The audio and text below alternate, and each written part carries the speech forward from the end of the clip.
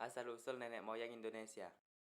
Dalam memahami asal-usul nenek moyang Indonesia, pertama-tama kita harus melihat sejarah kelahiran umat manusia yang dapat dipelajari di buku Sapiens Grafis, Kelahiran Umat Manusia oleh Yuval Noah Harari.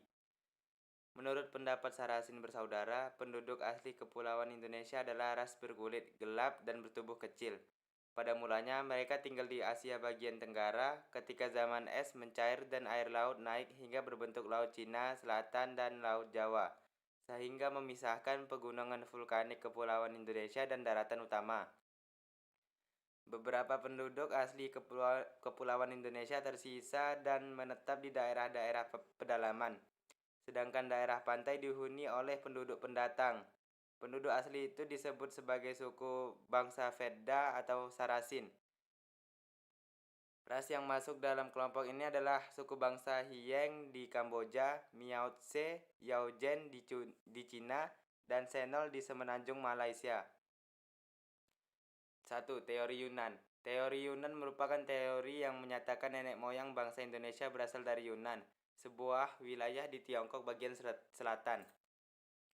Berdasarkan teori Yunan, proses migrasi tersebut melalui dua gelombang, yaitu Proto-Melayu dan Deutero-Melayu. Migrasi tersebut membuat banyak manusia purba yang akhirnya mendiami pulau-pulau yang terbentang dari Madagaskar, Afrika, sampai dengan Pulau Paskah, Chile. Teori Yunan ini masih sangat lemah dan kurang akurat. Hal itu disebabkan karena teori ini cuma berdasar pada bukti-bukti kesamaan secara fisik, temuan benda-benda bersejarah yang mirip, serta kebudayaan megalitikum saja. 2. Teori Nusantara. Menurut teori ini, nenek moyang bangsa Indonesia berasal dari Kepulauan Indonesia. Teori Nusantara didukung oleh beberapa tokoh seperti Muhammad Yamin, Sultan Takdir Ali Syahbana, Goris Keraf, dan John Crawford.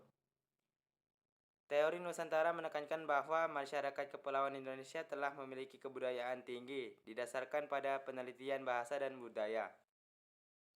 C. Teori Out of Africa merupakan teori yang didasarkan pada penelitian DNA, mitokondria, gen perempuan dan dengan gen laki-laki.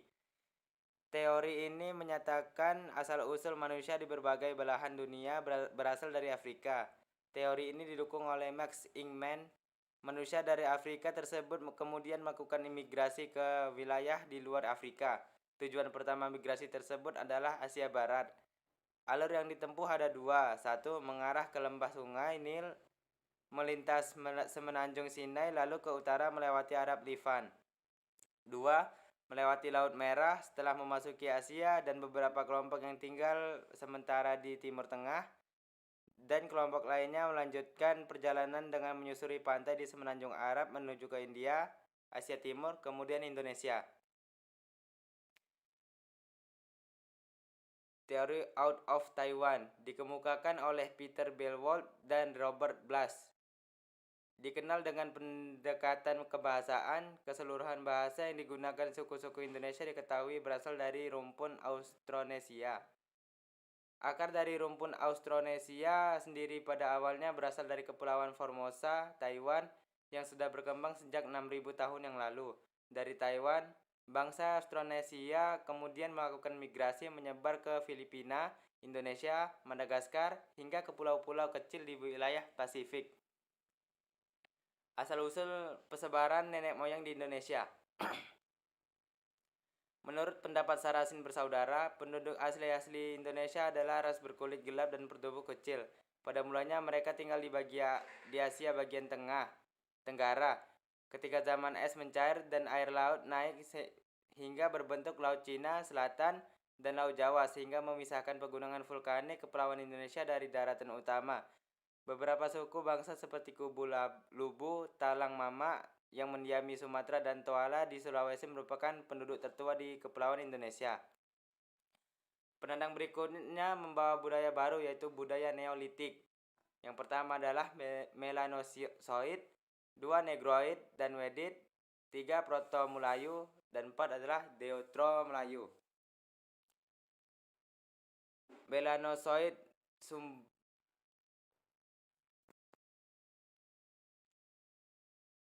Suku Asmat di Papua merupakan salah satu suku di Indonesia yang menjadi keturunan bangsa Papua Melanosoid. Bangsa Papua Melanosoid diperkirakan berasal dari Teluk Tonkin. Pendapat ini didasarkan pada penelitian terhadap benda-benda peninggalan seperti pebble dan kapak pendek yang ditemukan di pegunungan Baskon di daerah Hwabin.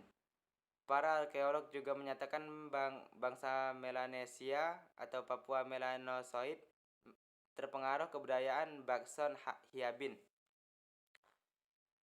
Ciri kehidupan termasuk rumpun Verdot australoid, ciri fisik kulit hitam, berbadan kekar, rambut keriting, bibir tebal, hidung mancung. Kebudayaannya digolongkan pada budaya Mesolitikum. Pola hidupnya seminomaden dalam kelompok-kelompok kecil, hidup dengan sistem berburu dan mengumpul makanan, mengenal teknologi baru seperti teknik pembuatan api dengan menggesekkan ranting pohon atau batu, sudah mengenal sistem perdagangan.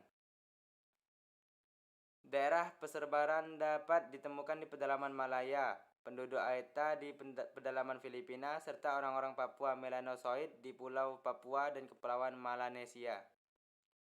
2. Negroid dan Wedit.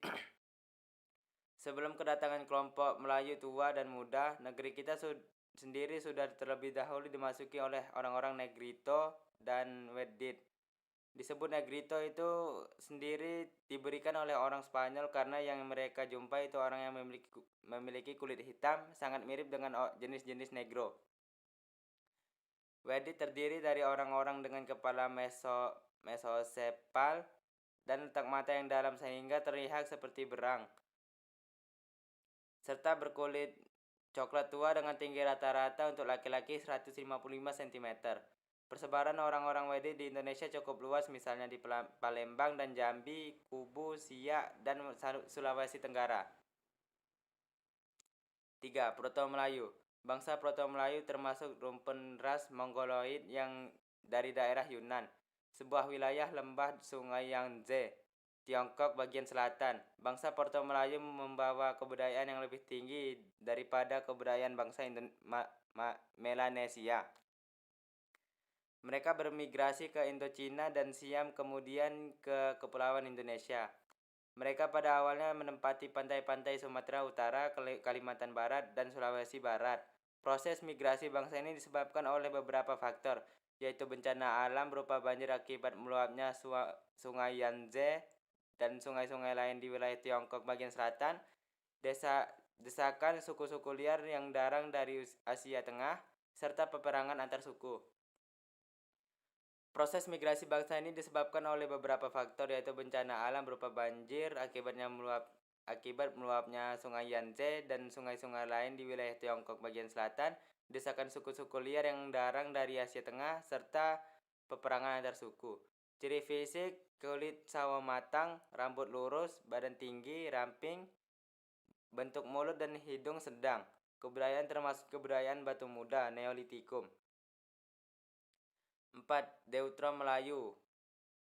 Melayu yang merupakan ras datang atau berasal dari Indochina dari bagian utara. Menurut penelitian, Deutero Melayu merupakan percampuran antara bangsa Proto-Melayu dan bangsa Arya. Mereka sendiri membawa kebudayaan baru yang berupa perkakas dan senjata besi di Kepulauan Indonesia atau kebudayaan Dongson.